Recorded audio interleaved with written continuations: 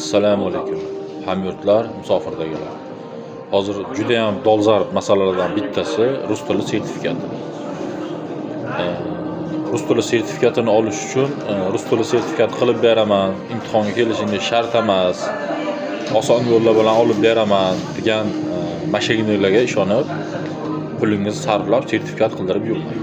Kuni kecha bir birodarimiz telefon qilib, bir og'aynimiz rus tili sertifikat qildiruvdim, falshiviy chiqdi, endi nima qilaman dedi.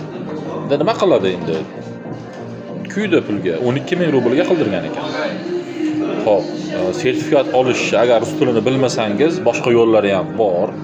Buning uchun hozir bolalar bundan juda ustalik bilan foydalanishyapti. 8.000 rubl berib, bolalarga murojaat qilasiz, to'g'rirog'i. Ular sizni qo'lingizga o'sha 100 nechta savol bor. O'sha Rossiya hududida bir xil savol tushadi hamma joyda.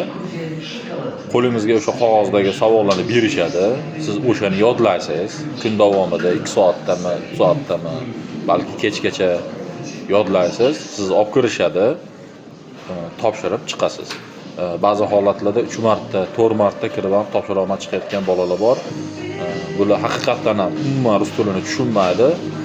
Bular yodlashi qiyin. Chunki 1 kun, 2 kun, 3 kunda haligi notanish bo'lgan so'zlarni yodlab qolish juda ham qiyin bo'ladi.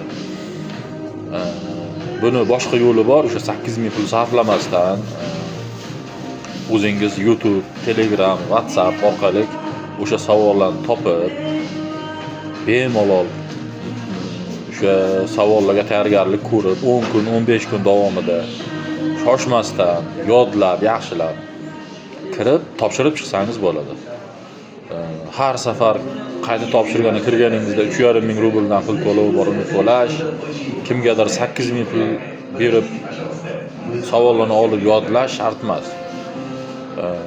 O'shaning uchun harakat qiling, izlaning, o'zingiz topib bemalol savol-javoblardan o'tsangiz bo'ladi.